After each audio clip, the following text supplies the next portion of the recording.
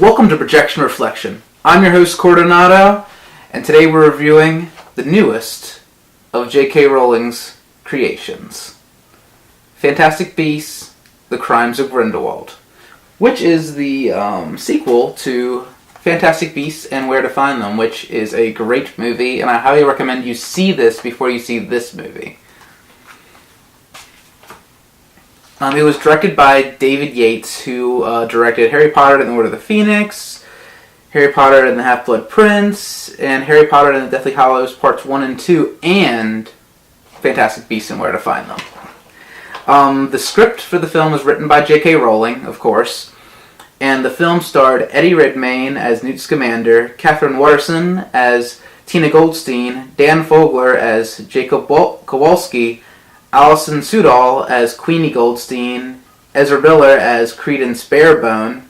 Those are the returning cast members. Now we have some new cast members also. We have Zoe Kravitz as Leta Lestrange, Callum Turner as Theseus Scamander, Newt Scamander's brother, Claudia Kim as Nagini, Johnny Depp as Gellert Grindelwald. I know he was in the previous film, but he's basically a new character because we barely got to see him in the previous film. Jude Law as young Albus Dumbledore, and I hope I'm not butchering this, Brontis Jodorowsky as Nicholas Flamel. The plot of the film is that the film follows Newt Scamander and Albus Dumbledore as they attempt to take down the dark wizard Gellert Grindelwald while facing new threats in a more divided wizarding world. Let's see, what do I have to say about this film? Amazing intro scene to this film. Little spoiler here. It has of Gellert Grindelwald escaping prison, and it's kind of shown in the trailer, so it's not kind of a really big spoiler, but oh my gosh, was that sequence just absolutely amazing. It was so great. That's all I can say. Like, it was, man, just the effects, Johnny Depp's performance, the direction of that scene, outstanding. Great performances, like, all around, by all the cast, but the ones that really stand out are definitely Jude Law as Albus Dumbledore and Johnny Depp as Gellert Grindelwald. Jude Law plays such a good young Dumbledore, and he's not quite the Dumbledore that we know yet. He's not quite there yet, but you can slightly, see a hint of it in there. Especially when he's teaching at Hogwarts, you can definitely see that. But you can kind of see that the wisdom of Dumbledore is... Because like I said, he's not kind of the character that we have grown to love yet. He's not there yet, but he's getting there. And you can see that progression in this film of Albus Dumbledore turning into the Albus Dumbledore we all know and love, and I love that. I really loved Johnny Depp as Gellert Grindelwald. Absolutely loved his performance. He was so good. He has this quiet disposition to him. He's a very quiet, very stone-faced. He doesn't show much emotion in that.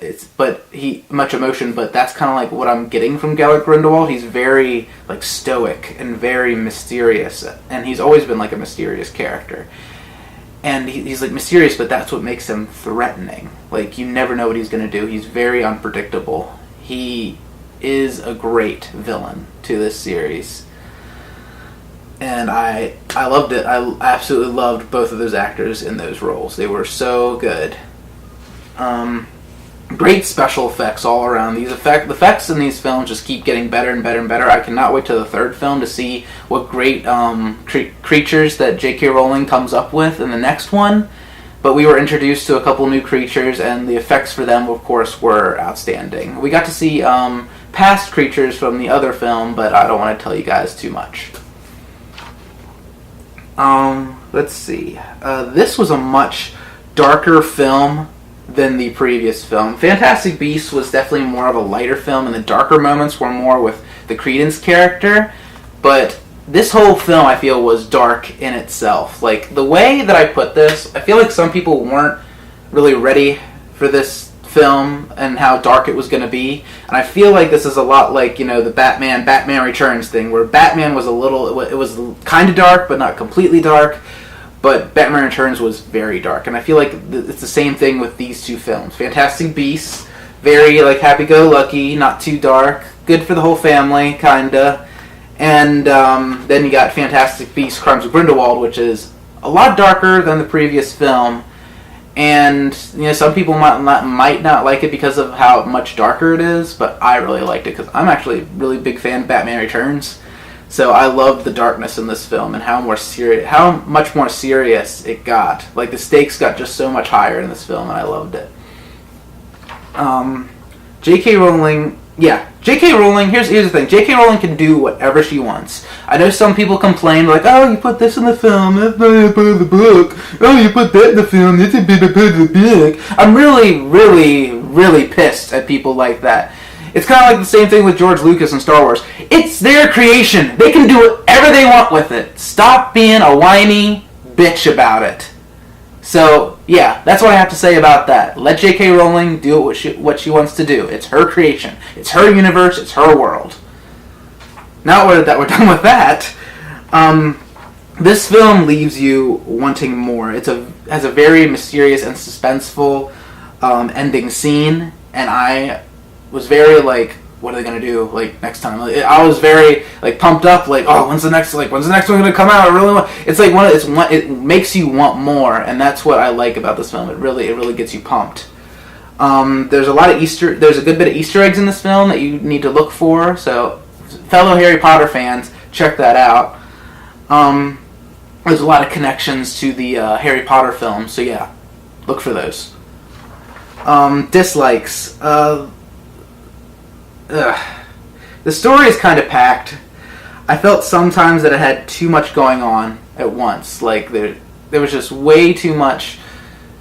I feel like the plot was just very, very, very packed, and the film just had a very hard time telling that story, that packed story. Nagini felt like a kind of a forced character. It's one of those things where it's like, look, remember this thing from Harry Potter? Well, we're gonna put it in this. Member? It's kind of like those member berries from South Park. I remember.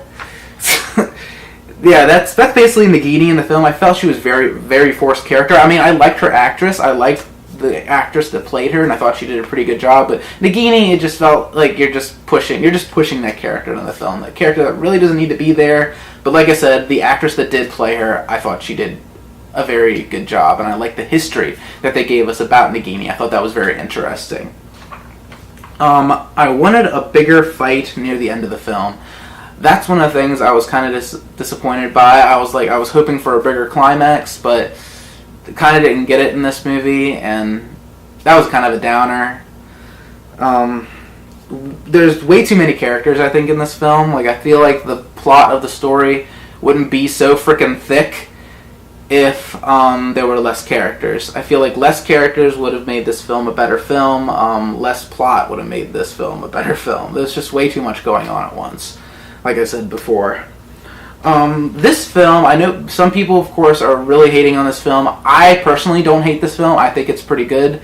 Harry Potter film, I think it is getting way too much hate. Way, way, way too much hate. The film is definitely a lead up to a much better film. I feel like the third film is going to be even better. Like, it's going to be even better than this one and the previous one before it. Like, it's really leading up to something great. And if you're a Harry Potter fan and you've read the books, you know what this film is leading up to. And spoiler, it leads up to the an inevitable battle between Albus Dumbledore and Gellert Grindelwald, and that is just going to be outstanding. Just from the way that Jude Law and Johnny Depp are right now, in this movie right now, I can tell that their fight is just going to be great. Like, just their back and forth, going to be really good.